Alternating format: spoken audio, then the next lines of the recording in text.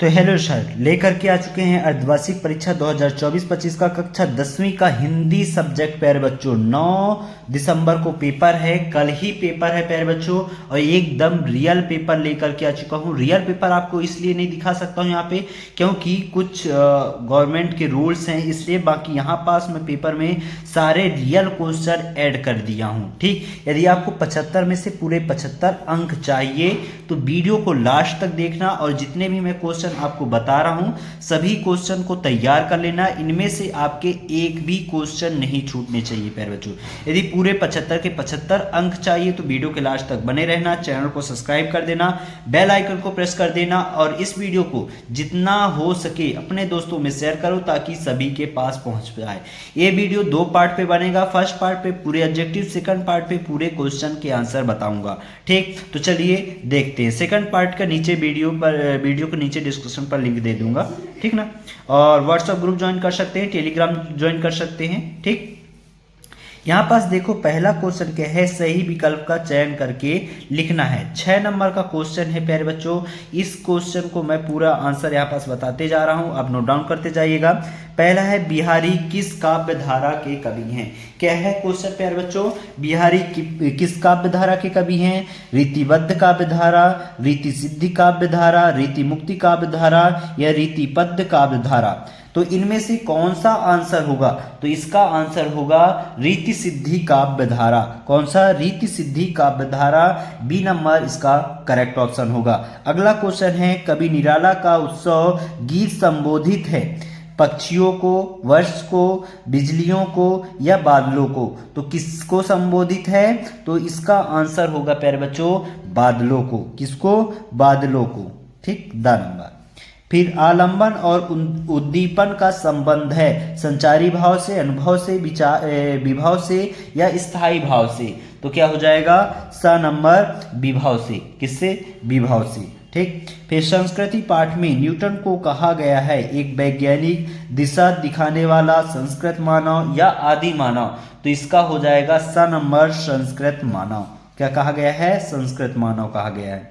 2 शब्दों का अपने विभक्ति चिन्हों को छोड़कर आपस में मिलाना कहलाता है समास, सर्वनाम, संधि या संज्ञा। क्या कहलाता है, समास कहलाता है। क्या कहलाता है, समास कहलाता है।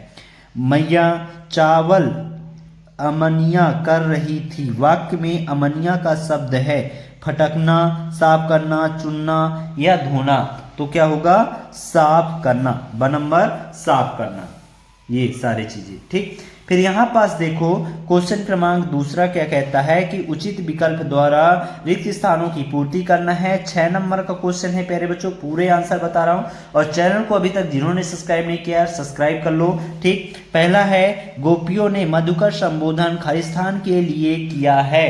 तो किसके लिए किया है, उद्धव के लिए किया है। किसके लिए, उद्धव के लिए। नायक नायिका के संयोग या वियोग का वर्णन खालिस्तान रस में होता है। तो किस रस में होता है, श्रृंगार रस में। किस रस में, श्रृंगार में। काव्य की शोभा बढ़ाने वाले तत्व तो खालिस्तान कहलाते हैं। तो क्या कहलाते हैं, अलंकार कहलाते हैं प्यारे बच्चों। क्या कहलाते हैं, अलंकार।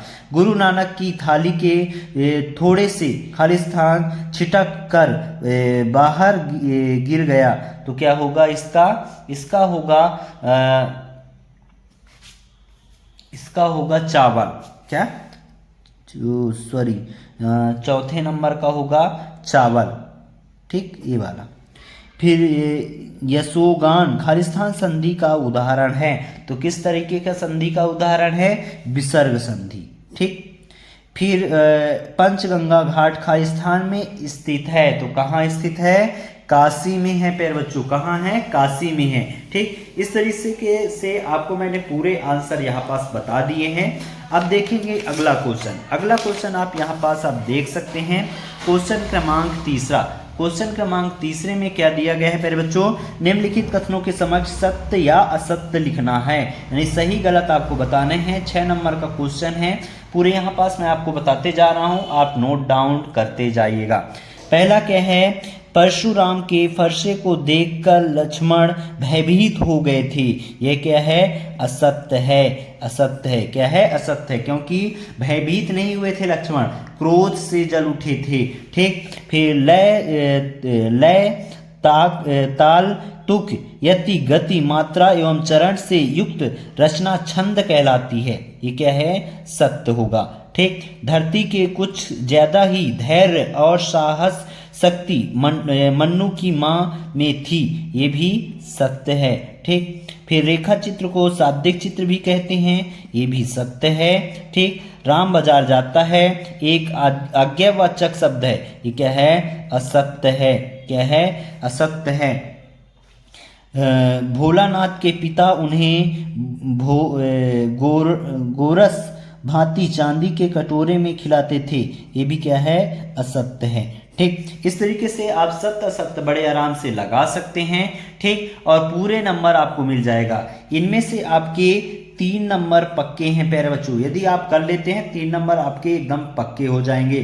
ठीक। दंतुरित, दंतुरित का क्या होगा? बच्चे के नए नए दांत। क्या होगा? बच्चे के नए नए दांत। ये पहला नंबर। अधिक बढ़ा चढ़ाकर कहना, इसका क्या हो जाएगा? अतिशयोक्ति अलंकार। क्या हो जाएगा? अतिशयोक्ति अलंकार। फिर रेल का टिकट, इसका क्या होगा? भंदुत आनंद। क्या हो जाएगा? भंदुत आनंद कौशल्यायन। ये तीसरा। फिर क्रियाकर्ता के अनुसार, इसका हो जाएगा, इसका होगा कर्तव्यवाच्य। क्या होगा? कर्तव्यवाच्य। मीठा बोलने वाला, मीठा बोलने वाले को क्या कहते हैं? मृदुभाषी। क्या कहा जाता है? मृदुभाषी। अणु बम विस्फोट, इसका क्या होगा? इसका होगा विज्ञान का दुरुपयोग। क्या होगा? विज्ञान का दुरुपयोग होना। ठीक। इस तरीके से आप बड़े आराम से सही जोड़ी लगा सकते हैं। अगला क्वेश्चन क्या है? निम्नलिखित प्रश्नों के उत्तर एक एक वाक्य में आपको लिखना है। 6 नंबर के क्वेश्चन है। हर एक क्वेश्चन 1 नंबर का है। तो मुख्य गायक को ठांठस बांधने का काम कौन करता है? तो कौन करता है? मुख्य गायन के ठाठस बांधने का काम संगतकार करता है। कौन करता है? संगतकार। ठीक। संगतकार करता है। फिर ये काव्य की आत्मा किसे कहते हैं? तो काव्य की आत्मा रस को कहा जाता है। किसे कहा जाता है? रस को। बाल गोविंद भगत की प्रभातियाँ किस माह से शुरू होती हैं? तो किस माह से शुरू होती हैं? कार्तिक माह से शुरू होती हैं। कौन से माह से? कार्तिक माह से शुरू होती हैं। वीर रस की कविताओं में कौन सा शब्द गुण होता है? तो वीर रस की कविताओं में ओज शब्द गुण होता है। कौन सा? ओज शब्द गुण होता है। ठीक। फिर साना सना हाथ जोड़ी पाठ के अनुसार कुटिया में घूमता चक्र क्या है? तो इसमें कुटिया में घूमता चक्र धर्म चक्र अर्थात प्रलय चक्र है। कौन सा है? धर्म चक्र। ठीक। चक्र है। फिर लेखक अज्ञे ने मानव निर्मित सूरज किसे कहा है? तो किसे कहा है मानव निर्मित सूरज? अणु बम को कहा है। किसे? अणु बम को कहा है। ठीक।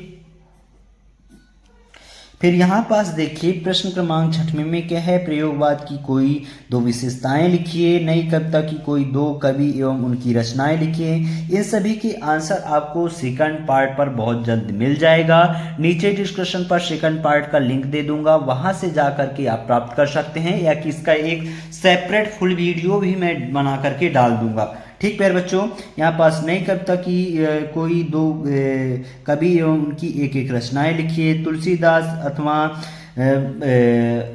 मंगलेश्वर डबराल की काव्यगत विशेषताएं निम्नलिखित बिंदुओं के आधार पर लिखना है। 2 रचनाएं, भाव पक्ष कला पक्ष।